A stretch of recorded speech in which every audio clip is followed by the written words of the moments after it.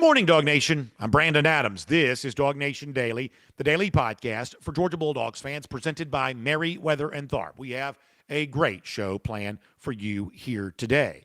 There's an SEC team that hasn't quite figured out its starting quarterback yet. We'll talk about why that may be of interest to you here today.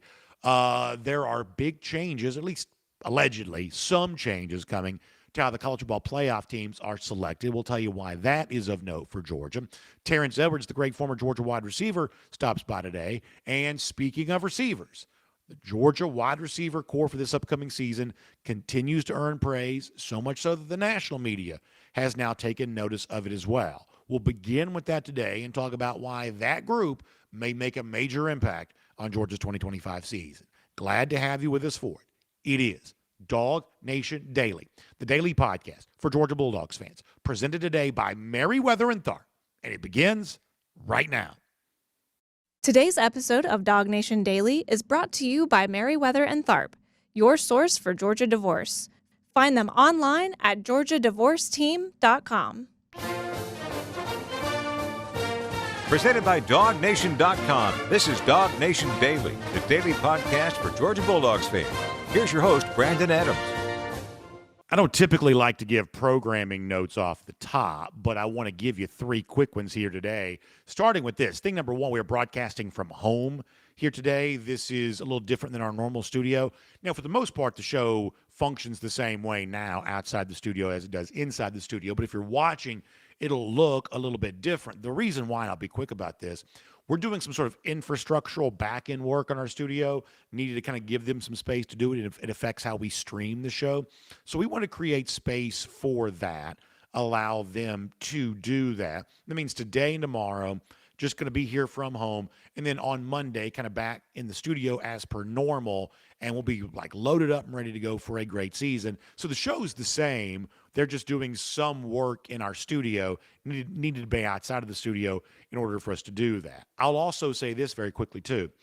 I have been really, really pleased to hear all of the outstanding feedback that we have gotten from our interview yesterday with the former Georgia assistant coach and the kind of legendary Alabama strength coach, Scott Cochran. If you missed yesterday's show, I would invite you to go back and check it out. One of the things that we believe is that for whatever reason, we've been given kind of a big platform here. Thankfully, we've had, over the course of our 10 years doing this show, a large audience. And I think it's really important to be a good steward of the audience you've been given because, let's face it, it was given to me. One day it'll be taken from me. You just sort of use it while you have it, right? You try to be a steward of it while it's yours. And that means we try to make good use of your time talking Georgia football.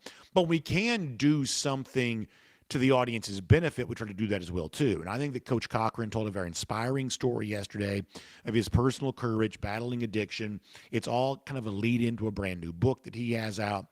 I would encourage you to go back and check it out if you missed it. And if you know someone who you think might benefit from hearing what Cochran had to say, I would certainly encourage you to share that with them. The feedback we've gotten on that has been really good. So really, really appreciate all of that. Now, one more small thing. We're going to jump right in to the show here today. I want to make you aware of something that we are 1 week away. And this is my first time telling you about this on air, but I do want you to be aware of it. We are 1 week away from an event that I've been invited to be a part of that I think is a really amazing experience. It's through our friends at the Atlanta Journal-Constitution in partnership with the Red and Black, the terrific student newspaper there for the University of Georgia.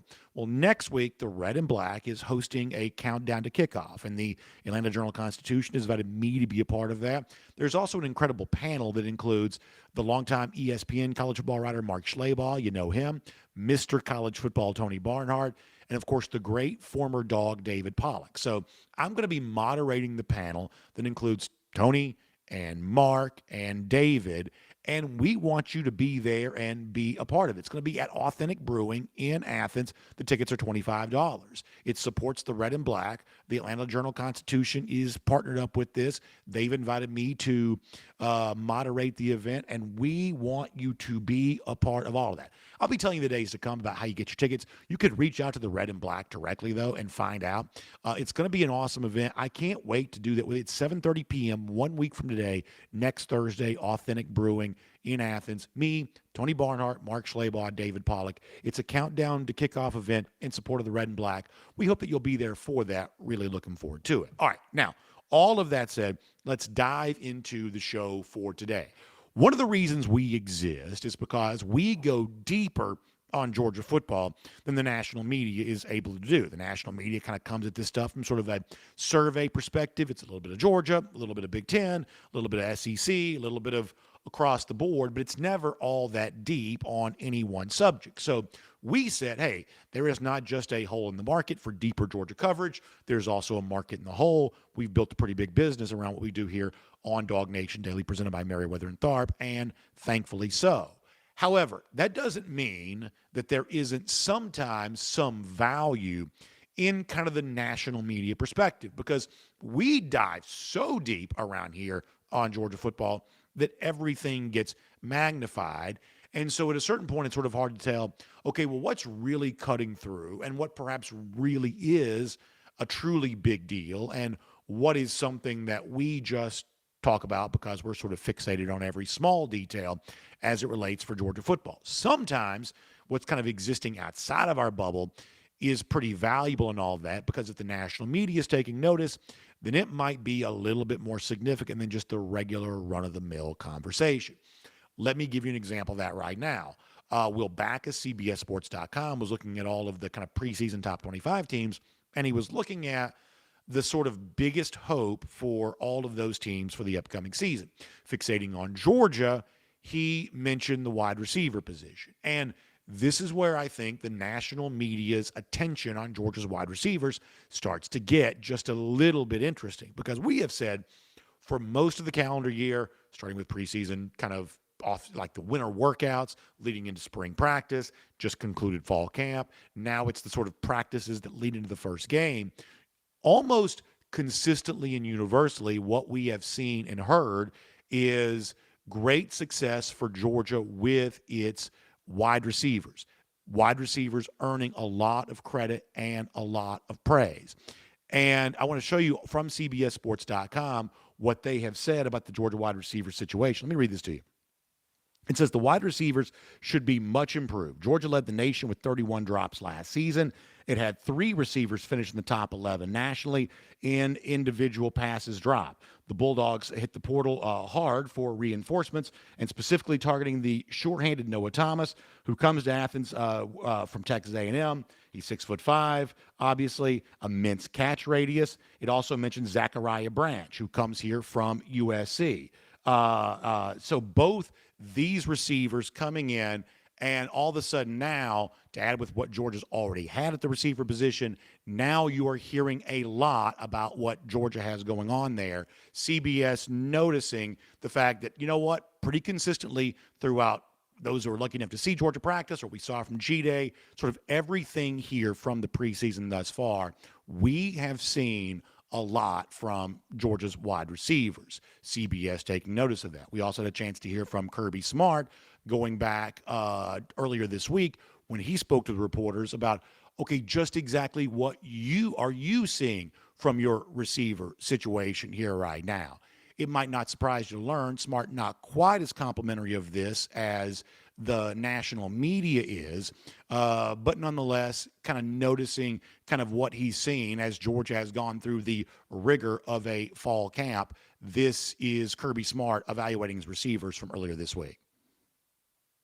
The receiver group does some really good things at times. It's been hot at some practices, which creates it makes it tough catching situations when you're in the wet world of sweat everywhere. So it makes it really hard to be functional sometimes when it gets like that. But when we're inside playing fast, more game speed type things, not the mental toughness stuff, they've done a really good job. We have some depth at those positions. We're trying to put those guys in key positions on special teams, which in the last couple of years I feel like we've had 8, 9 guys at wide receiver that contribute and play special teams. This year hoping that's 10, 11, and that difference of 2 is a lot on special teams.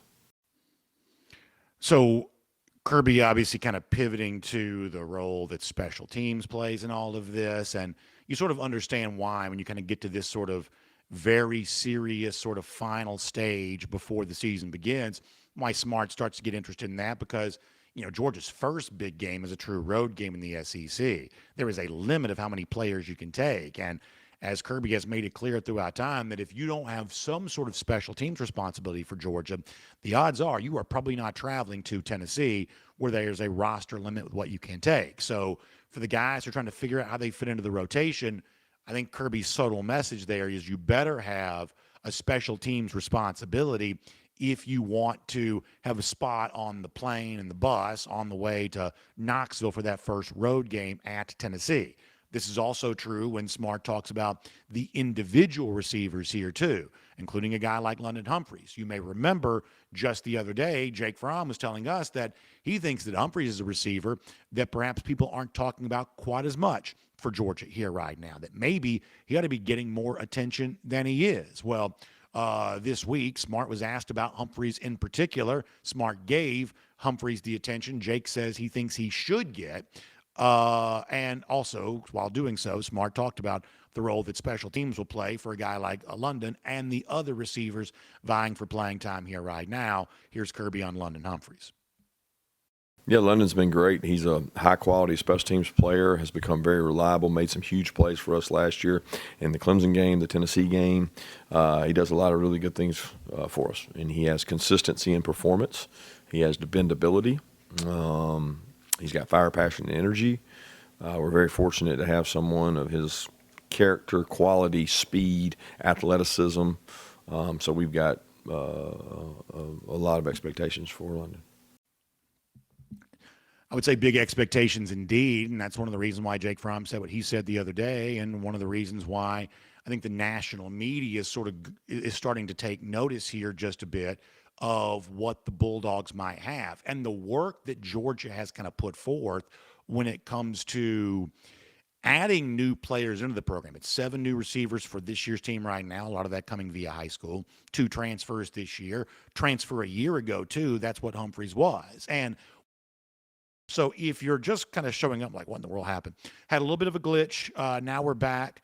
And we were talking about the situation with Georgia wide receivers and the fact that CBS writes up about why for this year, Georgia in its receiver core might be one of its biggest hopes for the upcoming season, which, if we're being honest, is also a little bit different than we're used to hearing about UGA. This is not a program compared to, like, say, Ohio State or even Alabama, teams like that, LSU, not as known for its receiver play throughout the years. This year's team, I'm not saying it's going to be Jeremiah Smith, Ryan Williams. That's not what I'm saying. I'm just simply saying this may be a better crop of receivers than we're used to seeing Georgia have. And one of the reasons why it's getting there is because over the course of the last couple of years, 7 new guys here this year, guys like London Humphrey coming in a year ago, Georgia is adding receivers to the mix. From the transfer portal ranks, from the high school recruiting ranks, they are bringing in new guys as a way of providing an upgrade to a position group that probably needed that upgrade.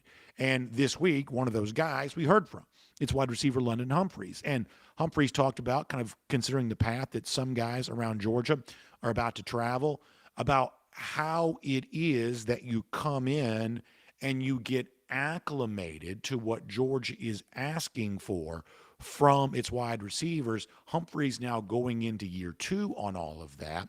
This is what he said earlier this week. He has learned after a year's worth of time spent in the Georgia program. This is London Humphreys.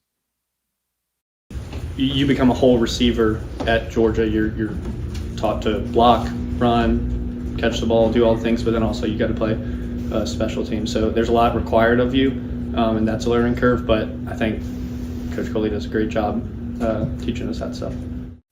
So Humphrey says at Georgia, you learn how to be the whole receiver. You're not just a guy that gets the glory with the catches and gets the highlight reel, but you're also doing some of the nasty business that just football at the SEC level requires. He says that he's learned that. Kirby Smart, in the clip we heard kind of prior to our brief interruption, says that he's seen a lot of that from London Humphreys too. He's a capable special teams player, but he also made some big plays, for instance, the Clemson game almost exactly this time a year ago. So the question then comes for Humphreys, okay, well, for the guys now doing it this year, what you did last year, what are you seeing from them as they attempt all of this? Well, once again, London Humphreys talked about all of that. Here is Humphreys again. I would say it kind of starts before fall camp. We do a lot of work in the summer, the receivers, just preparing for that, because once you're in camp, it's go, it's fast. I think they've done a great job, all the guys, all 7 of them. Us older guys, me, Dylan, Colby, we're all being as helpful as possible, teaching and doing what we can and showing them the way to do it. I mean, they've handled it great, I thought. So one of the things we've heard from Kirby Smart in the past is when Georgia selects a transfer to bring in, they are not just looking for a positional fit, but they're looking for a program fit, someone who kind of goes along and contributes positively to Georgia's culture. We believe, just based on what we've heard, guys like Noah Thomas and Zachariah Branch, they are certainly examples of that. So Georgia, doing its due diligence before bringing them in, had an idea that they would kind of buy into what Georgia needs its players at all positions to buy into. Otherwise, Noah and Zachariah probably wouldn't be here right now, nor would the high school guys we've also given plenty of attention to either. Georgia kind of does its evaluation before a guy gets here. When that player arrives, we have reason to believe that he's going to be willing to kind of go along with what the Georgia program is, and everything we've heard thus far, that's exactly what these new guys are doing, just like London Humphreys would have done a year ago. And that's all really good. It's part of the special sauce of what makes Georgia, Georgia, more than just the sort of glory and highlights, the kind of hard work, the physical work too. Of course, that's been kind of the signature for Kirby Smart's time here at UGA. But can we also say this, just to sort of wrap up this portion of the conversation, that for as important as a special teams role is going to be for the Georgia wide receivers, and as much as big plays happen because of good blocks, and sometimes those good blocks happen from the wide receivers, as true as all of that is, the reason why Zachariah Branch is here, and the reason why Noah Thomas is here, and the reason why freshmen like C.J. Wiley and Talon Taylor, among others, are here, is because Georgia needs more explosive plays from its wide receivers. Georgia needs wide receivers to do more of the thing that we sort of think of as the prime directive for wide receivers. The Georgia wide receiving core a year ago didn't quite give Georgia everything that it needed. Certainly the offense would have been better if there had been fewer drops, if there had been more explosive plays. We think that in the period of time since last season ended up until now, Georgia has gone to work to upgrade that personnel. We believe that's occurred. That's why the national media is taking notice. And, of course, these players at Georgia will be asked to do very Georgia-like things. Work hard on special teams. Smart mentioned it twice. Be good blockers. Of course, that's just a part of playing Georgia football. But it's also a situation where, to make things a little easier on offense, you need some big plays from your wide receivers. And we think this year, Georgia's got a handful of players new to the program that could make some much bigger plays that maybe we've seen from Georgia wide receivers in some time. Certainly since the Ladd McConkey era came to an end, at least. My name is Brandon Adams, and this is DawgNation Daily, the daily podcast for Georgia Bulldogs fans, presented today by Merriweather and Tharp. Brief hiccup out of the way. I'll flog myself later for that. But for now, we're just really thankful that you're here today, no matter how you get to us, live on video 10 a.m. Honestly, if you're watching the video after the fact, which like 99% of you do, you may not even notice anything, but we'll just let the cat out of the bag, reveal a secret. We got a tiny interruption for just a quick second a moment ago. Radio audience, we're glad you're with us here on Athens Sports Radio 960 The Ref podcast, wherever you find them, Apple, Spotify, world-famous DawgNation.com. Just so thankful that you're here and a part of the program here today. We are especially thankful for our friends at Merriweather and Tharp who make it all possible. Your source for Georgia divorce. That is what Merriweather and Tharp is all about. You know, when we do the show in our chat, one of the things I like to see are all the various places that people are checking in from. Really, oftentimes it's all over the world. It is certainly all over Georgia. And obviously, one of the things that so many of the folks that, you know, sponsor our show want to do is reach as many people in Georgia as they possibly can. Now, that's, you know, maybe a little easier for some businesses, but in the case of Merriweather and Tharp, what they have said is, okay, for a long time, Merriweather and Tharp was providing a great level of service to folks in the Atlanta area, dealing with a divorce situation, which is scary and confusing, one of the most challenging things you may ever face in your entire life, Meriwether and Tharp has kind of served people in that time of need. Well, now the same level of service they've been famous for in Atlanta, they have kind of made this available to you statewide. It's one of the reasons why we say that they're your source for Georgia divorce. It's one of the reasons why the website is georgiadivorceteam.com, because truly all across the entire state, about Athens and Peachtree City and Carrollton and Savannah, a new office in Columbus. Now Meriwether and Tharp is providing that service to you statewide here. That's what they're all about. They're your source for Georgia divorce. Divorce is a challenging thing. If I had my wish, you would never have to confront it. But if that is an unavoidable reality for you, then my second best wish is you would have a strong advocate on your side as you go through all of that. And that is what Meriwether and Tharp is all about. They are your source for Georgia divorce. Find them online, georgiadivorceteam.com. All right, before we move on, let me remind you, in addition to all the great things we have going on right now, one of the things to be aware of is we're getting very close to DawgNation Invasion on September 13th. Can't wait to see you there on the gorgeous paddle wheel riverboat on the beautiful Tennessee River for a tailgate experience unlike anything you've ever experienced before. Check out DawgNation.com/tailgate for more on that. Secure your DawgNation Invasion t-shirt while supplies last. Also, jump in there and be a part of the buffet and the bar on the boat. The incredible fun we're going to have with DawgNation personalities, some of the best Georgia fans you've ever tailgated with, and a tailgate experience unlike you've ever had before. You can only do this with DawgNation, so go to DawgNation.com/tailgate for more on that. Our DawgNation Invasion on the Tennessee River in Knoxville on September the 13th. We cannot wait to see you there. All right, we got a special guest today, as always, on a Thursday. It's just because he's here every week doesn't mean it's not special. We love our chance to talk to the great former Georgia wide receiver, Terrence Edwards. We just opened this show with some receiver talk. You better believe we'll keep that going with Terrence here in just a moment. Prior to that, though, let's go around the doghouse, presented today by our friends at Daytona Beach. And look, most Georgia fans are kind of locked in on the games that are about to play. The season is about to begin. But the goal for Georgia, no less, at the end of the year is to be back in the college football playoff. And obviously, for most of the offseason, one of the topics that sort of continued to kind of bubble to the surface was what the future of the college football playoff might look like. There has been, we kind of gave you the ridiculous thing the other day about the massive expansion. The Big Ten is sort of floating as a trial balloon here right now. So earlier this week, Georgia coach Kirby Smart was asked what he thinks the future of the college football playoff should look like. This is what Kirby Smart had to say. Yeah, I'm probably like most people in the majority of, I would love to be able to expand the playoffs if it's done the right way in terms of giving more teams opportunity. I think that's what fan bases want. People are not excited about a mid-tier bowl game at some of these programs they're at. I think those bowl games are great experiences. I played in them. I've coached in them. I love them. That's an opportunity.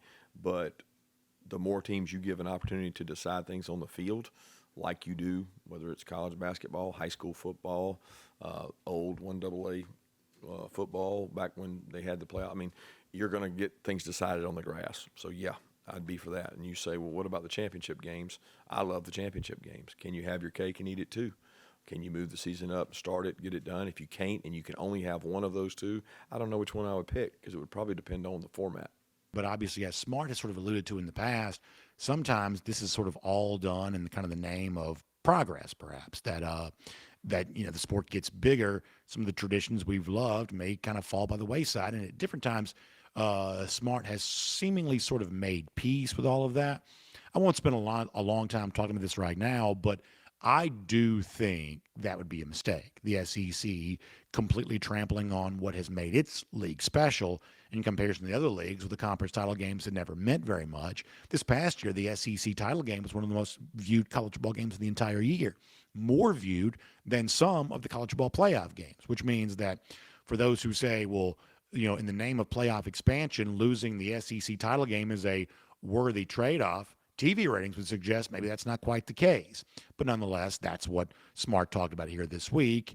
It's admittedly probably not top of mind for Kirby on that, but he was asked about that here this week. However, speaking of the college football playoff, it was interesting this week to see they have made an announcement about a small tweak, or at least a we'll see how sizable the tweak ends up being to the format as we've understood it. One of the things that truly everybody is universal, seemingly in agreement of, certainly down here in SEC country, is maybe not quite what the size the playoff should be. That's what Smart talked about, but how the playoff teams should be selected, and the belief that it should be some form of qualitative analysis, looking at who truly is the best team and not just simply counting losses the way that the committee mostly has in the past. Well, now we're told, based on a release this week, that is what the College Football Playoff Selection Committee is going to, I guess, start to do. I want to read you a story about this as it was presented at ESPN.com. Heather Dinich was the writer. She's saying that that basically now they're going to start looking at some version of, okay, who you played, the quality of the teams you played. She says that's always been what they've done, but in the story ESPN.com, she said now they're just kind of putting this in writing and basically making this kind of one of their rules and policy changes where they'll have actual data that goes along to support this. And I got to tell you here, I thought our friends over at the SEC Network had a great exchange about this yesterday in response to all this. Alyssa Lang was the host, working with, we always talk to John Stinchcomb each week here on DawgNation Daily. John's brother Matt was on as an analyst on the SEC Network. And I thought that Alyssa and Matt here spoke for everybody around the SEC when they say, hold on, isn't this what they were sort of also supposed to be doing in the first place? Are they like seriously just now saying we're going to kind of evaluate the true quality of these teams as opposed to just counting losses? I thought that Alyssa and Matt had a good exchange about that on the SEC Network. Let me let you listen to what they said about that. We are sitting here, quite frankly, scratching our heads going, isn't this the whole point of having a committee, so. Right? I think back to where we were last year, awaiting those final 12 teams. Commissioner Sankey, Kalen DeBoer, Shane Beamer, every time they talked about their case for making the playoff, strength of schedule and wins against tough opponents were top of the list because we thought that was being taken into account. Anyway, Heather Dinich says it has been, but now there's a specific metric that they've put out. Well, what do you make of this? Yeah, well, we've had that metric here at ESPN and the network where you can look at strength of schedule, even strength of record. So you would think that, like from a committee standpoint, that would have been weighed out, that who did you play? How well did you play them? How good are they? How good are they right now? That's the human element that you would have thought would have been taken into and really pushed to the forefront, where the best teams typically should be playing the best games, right? Otherwise, if you're playing a weaker schedule and you're a good team, or at least thought to be a good team, how do we really know? We don't want anybody to coast into the postseason. I'd much rather see a tested team. I think the point that Matt Stinchcomb's making there, and frankly the point that Alyssa Lang made leading into that, I think it's just inarguably true, that ultimately the problem with the playoff is not the size of the playoff. Is it 8 teams, 12 teams, 16 teams? It's not the size of the playoff. It's how the teams are chosen. And what appears to me to be just a sheer inability on the part of the committee, no matter who's on the committee, the members change from year to year, but the process remains the same. They're just seemingly incapable of saying, we believe this team is better than that team. They're afraid of doing that. College football is inherently unequal. It just is. Some regions have better players. Some coaches are smarter. Some players are better. That's just the way that it goes. The preseason rankings reflect that. The point spread of games reflect that. And frankly, the evaluation of the college football playoff ought to reflect that too. But the committee either doesn't understand that or is just scared of that as an idea. So will a change like this benefit Georgia? It should. Georgia among the best teams, playing among the toughest schedules. A year ago, SEC teams in similar circumstances didn't get very much respect from the committee. Will this new supposed policy change that? I don't trust the committee to get it right, even after saying it's going to do this. What actually stands as the precedent for the College Football Playoff Selection Committee is a group who sort of says one thing and does another, and the thing that it basically always does is just choose the teams with the fewest losses, no matter how soft of a schedule those teams played. I don't see any reason to believe that's going to change this year, no matter what the committee is saying right now. And that is around the doghouse. It's presented today by our friends at Daytona Beach. Now, perhaps you have kind of waited in the last minute to try to have some sort of getaway and enjoyment here before the football season begins, or maybe the summer kind of came and went. You were sort of busy on all of that. Well, guess what? There are still great opportunities to sort of think about a getaway to Daytona Beach. In fact, even if you want to like last minute, the final weekend before the Georgia season goes, you go this weekend. Or this is one of those years where Georgia's got 2 off weeks coming up. That means that's another weekend away from Georgia football that you could make your way to Daytona Beach. You could also go for a game week and watch the game there. It may be a great place to stay ahead of the cocktail party or something like that. I just want you thinking about our friends at Daytona Beach, because 23 miles of shoreline means lots of hotels and resorts, plenty of great places to stay. You can find out about some special savings on those hotels right now by going to DaytonaBeach.com/hotel deals. That is DaytonaBeach.com/hotel deals. Enjoy all that Daytona is famous for. First of all, there's an airport. You can fly right to it, which is super convenient. Great restaurants, awesome outdoor activities, surfing, fishing, golf, things like that. And better savings than you probably realize, so make sure you check it out today. It is DaytonaBeach.com/hotel deals. That is DaytonaBeach.com/hotel deals today. Great to have Daytona Beach as a part of Around the Doghouse here on DawgNation Daily. Great to have all of you here too. And our guest for today, so often as he does here on a Thursday, talking everything about Georgia ahead of the start of the upcoming season. Let's speak to Terrence Edwards here right now on DawgNation Daily, presented by Merriweather and Tharp. From Athens and across the SEC or wherever the recruiting trail may lead, here's a DawgNation.com insider. All right, we'll say hello to Terrence Edwards here right now. Thrilled about having him here. And, you know, Terrence, it's at this point that fans are sort of ready for just the games to be played and, you know, changes to policy or you know, college football playoff, stuff like that, kind of recedes in the background just a bit. But I did think it was interesting yesterday to get an update from the selection committee that, okay, well, now we're going to consider strength of schedule. Now we're going to try to judge the quality of teams more so than, you know, kind of an Indiana, SMU, teams that kind of just sort of sneak into the playoff in the back of what I'd call a pretty soft schedule. And frankly, I agree with like Matt Stinchcomb and Alyssa Lang on the SEC network who say, hold on, why weren't y'all doing this before? I mean, shouldn't this be just like the simplest, most basic job of the selection committee? And if you don't want to do this part of the job, then Terrence, isn't it fair to say that maybe you just shouldn't be on the selection committee? I think so. I mean, I think anyone with a brain will think that strength of schedule should matter. Who you play should matter because you get into a situation where I play 12 teams that has no consideration of even a conference championship or a national championship, and you have no one on that you had to really fight against. How do you feel that you deserve to be in one of the top 8 or 12 or how many we're going to get to? I just think a team that plays a Texas at home, a Ole Miss at home, a Alabama at home goes a long way than playing some other teams that no one really cares about. No, I think that's exactly right. And, you know, one more on this topic, then I want to move on and talk receivers with you. I think if college football is going to truly have a national champion, one champion for the entire sport, I don't think there's any way to do this the right way that doesn't include the acknowledgement that some leagues are just better than others. Some leagues have more depth. You know, the Big Ten is deeper now than it used to be. It's now deeper than the ACC, the Big 12, for instance.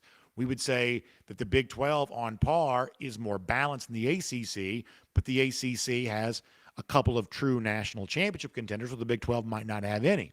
We still believe the SEC is the best of them all. And if you can't acknowledge that, you know, kind of the 4 major conferences representing in some respects the 4 regions of the country, if you can't acknowledge there are differences in those leagues, then the chances of college football having a true national champion, Terrence, I would say that's virtually impossible. Do you agree? I agree. And I think people do acknowledge that there are certain leagues that are just better than others, but they won't come out and say that on record or on air because they have to protect their conference. And I understand that and I get that. But people who watch, people who sees, smart people in the room understands that the Big Ten, the SEC is clearly the best two conferences. ACC has some top hitters uh, that will be contenders, and some of the other conferences just have to understand that they may not get as many as they think into the playoffs because other teams and other conferences are just better. Uh, and we all understand that. Georgia, Texas, Alabama would be definitely better suited for the playoff than some of the old Pac-12 or Pac-10 teams. So uh, it's sad, but it is what it is. No, I think that's really fair indeed. I want to move on to wide receiver. We have talked a lot in recent weeks, and some of this has been with you. But the fact that this group has really gotten a lot of positive attention so far this year. Winter workouts, certainly spring practice. We saw it on G Day. There are rumors as it relates to fall camp that newcomers, guys who've been here, just the entire group overall seems to have had a pretty good last few months and would appear to be poised to be one of the bright spots for Georgia here this season. Terrence, you know the position certainly better than we do. You're also a little closer to it than I am. Are you as confident as me as that, boy, wide receiver seems to be set up for a lot of success for Georgia this season? Have you seen and heard enough based on what you know that you would also say that yourself? I think so. I think, as I spoke about last week, getting Kobe Young back is definitely going to help. Noah Thomas at one receiver, being the 6'6" receiver that he is. And I haven't been to any practice, so I haven't seen firsthand, but just reading about the contested catches that he's making. Um, I just think this group is deep. And I keep reading, like, I believe my senior year group with me, Fred, Damian, Reggie Brown just was deep, having legitimate four number ones. I think this group may have, it's very close to the top four that we have in that 2002 season. So I'm very excited about this group. I'm excited about the youngsters and CJ and Tylen.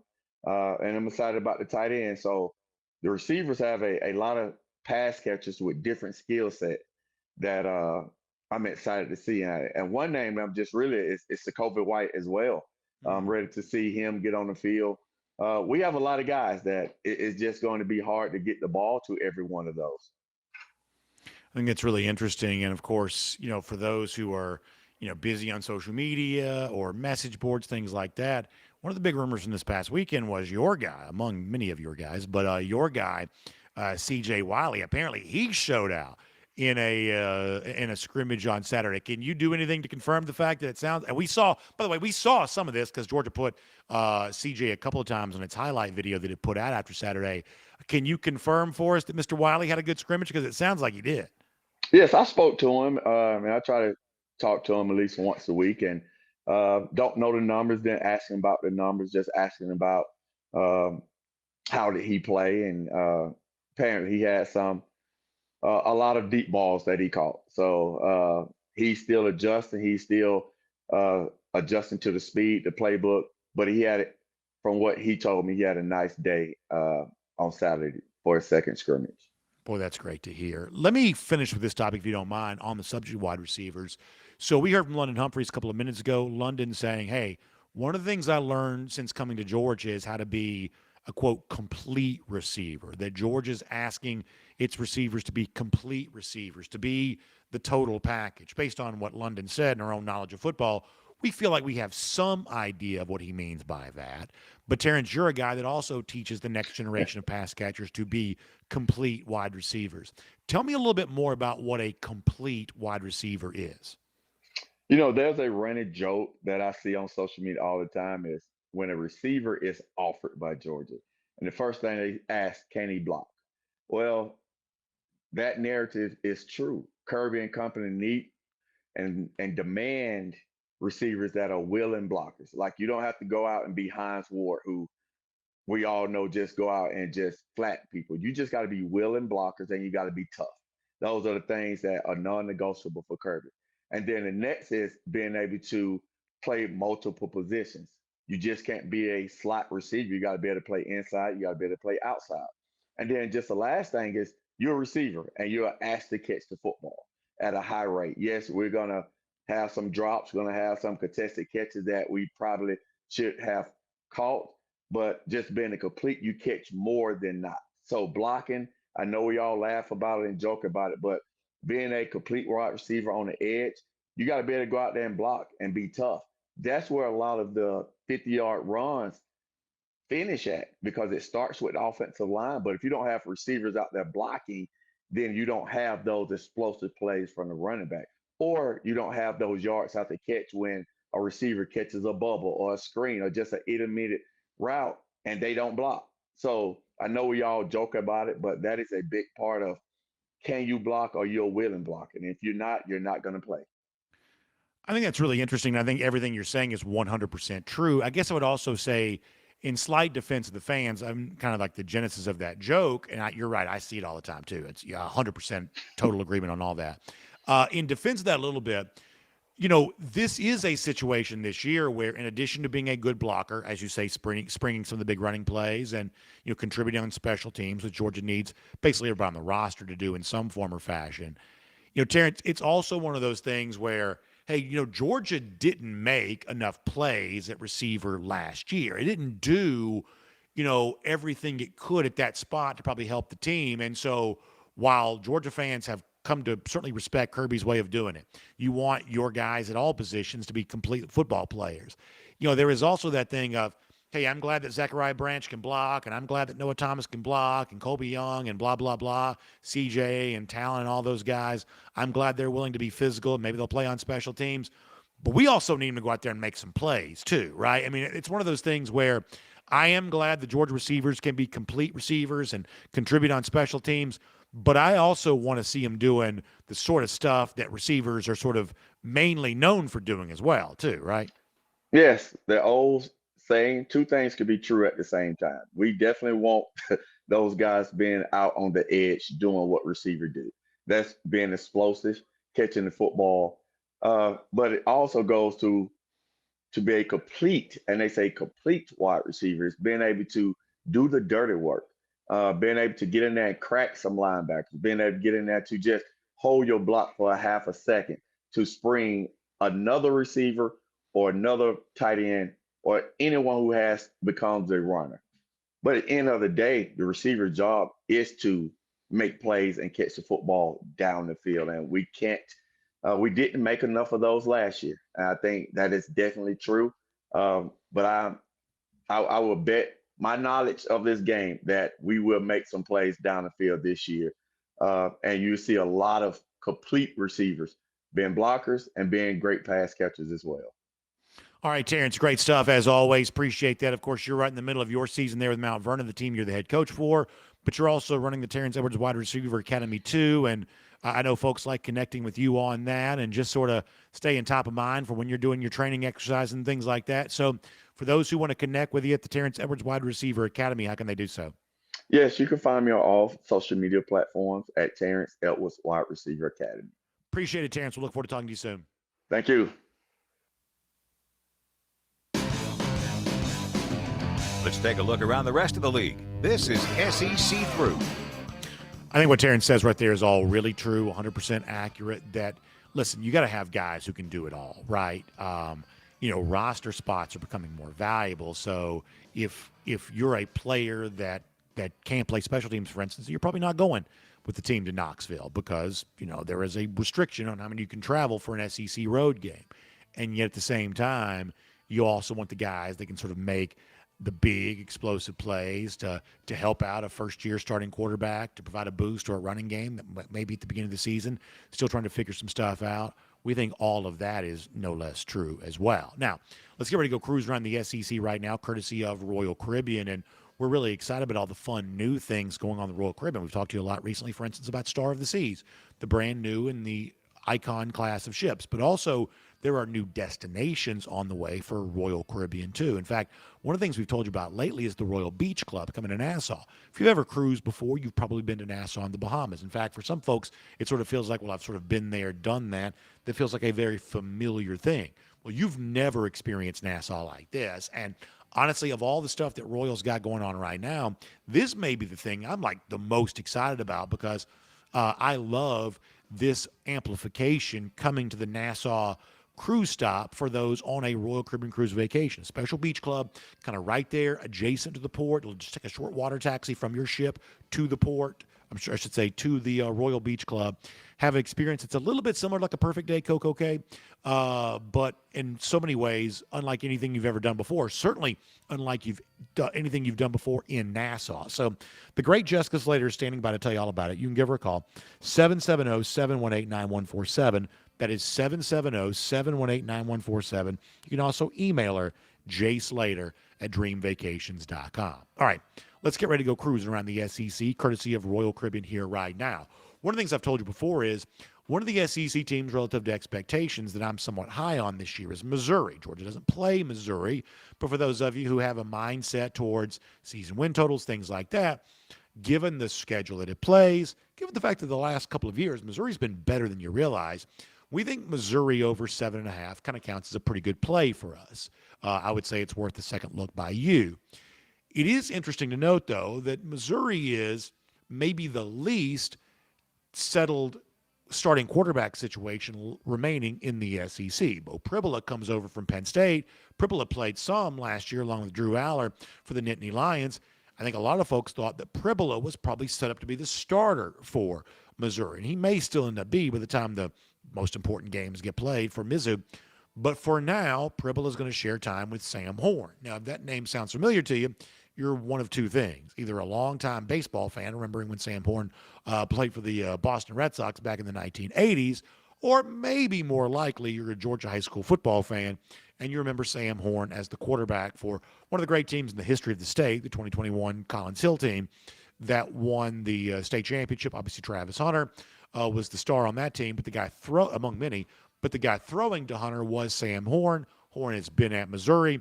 Now he is vying for a chance to be the Tigers starting quarterback. So ultimately, in terms of a win total here, Missouri being better than the market thinks, we don't think the kind of two-headed monster of Pribula and Horn is anything to kind of scare us off that right now. We think both those guys can still be, potentially pretty good. They may even both have their own individual value for Missouri, we might guess. So a little bit of a quarterback battle going on there. We're not too afraid of the idea of it being kind of a two-quarterback system. In fact, when it's all said and done, Eli Drinkwitz will probably settle on one. And once again, not quite a playoff team or anything like that. Maybe a ranked team by the end of the year, maybe even better than that. I'd still say keep your eye on Missouri here. And woe to those who may have to play the Tigers. Probably a tougher game than some fans realize. Speaking of Missouri, one of its big rivals, what they call it the battle line rivalry, Missouri with Arkansas. Arkansas made some news this week, providing a small tweak to its rushing the field policy, where now it's basically going to give like a 3-minute warning, wait 3 minutes, let the players get safe. Then you can kind of run onto the field after what Arkansas in its release called monumental wins. I get what Arkansas is doing here. I understand the need to be careful about court storming in basketball, field storming in football. I sort of get all of that. I do think, though, that as this becomes a bigger deal around the SEC, they've upped the ante in terms of fines. This is going to be a pretty prohibitive policy against this sort of thing. I think it runs the risk of being embarrassing. And the entire league is falling prey to this. It's not any one school's fault.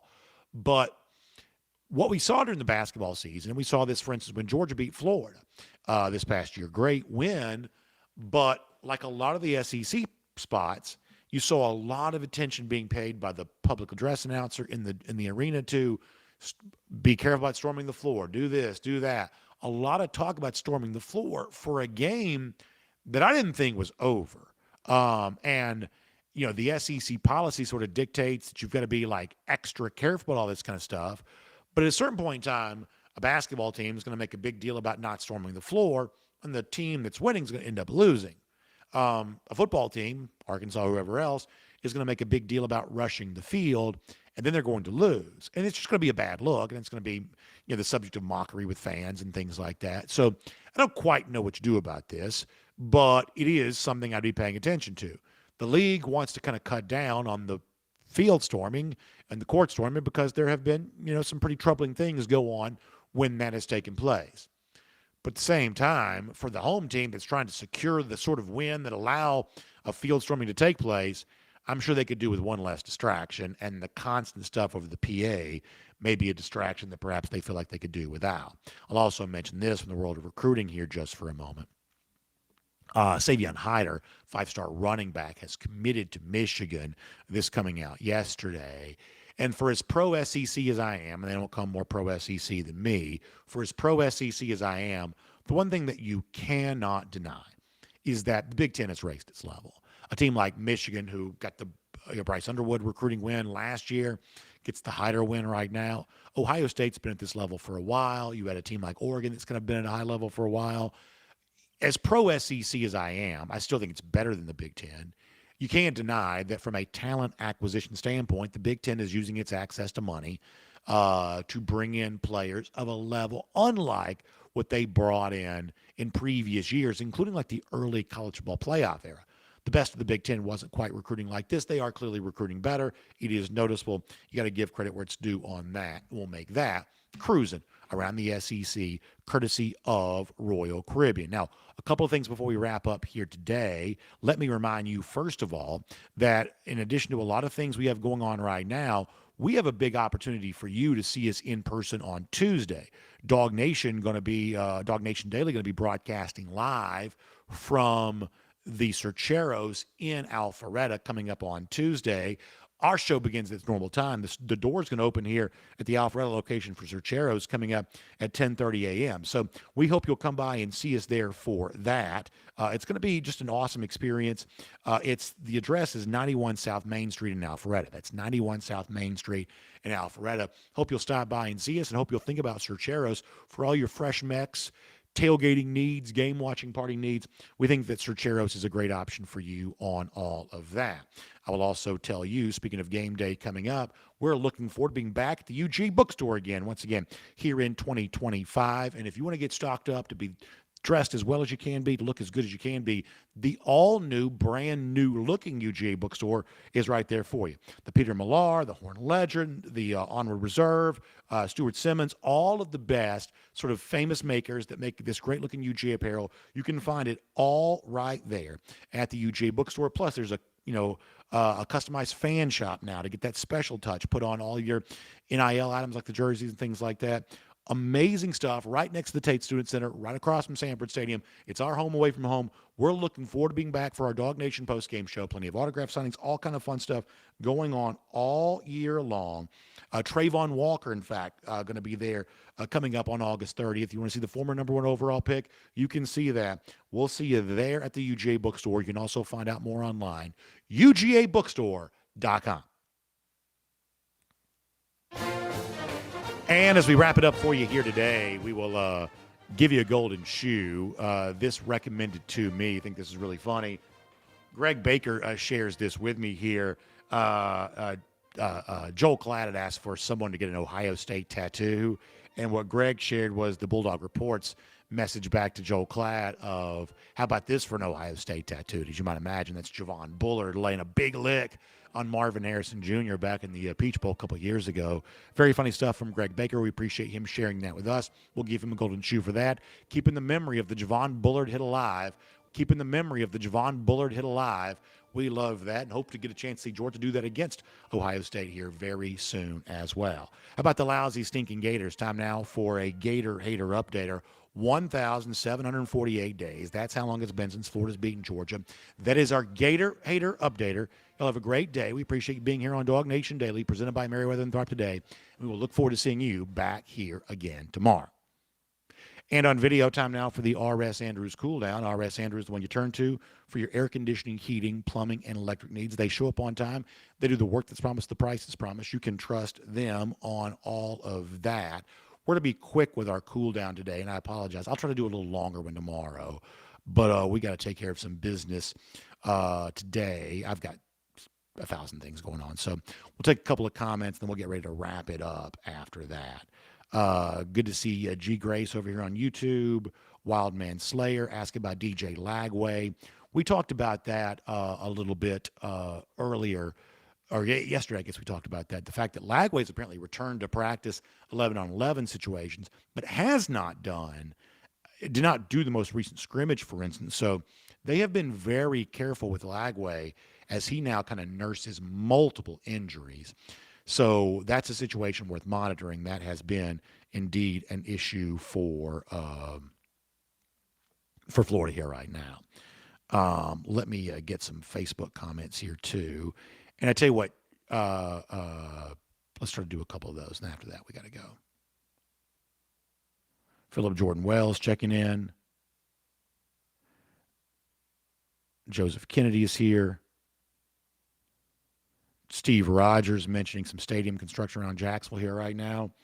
I got a message interesting from my guy Jonathan, Dr. Pepper's pointing out there are still several Georgia games in which I guess just released. There are some individual tickets for sale. So check out the official site if you want to more on that. Kind of interesting stuff coming on that front that we're not used to seeing Georgia tickets still for sale, but apparently there are some here right now.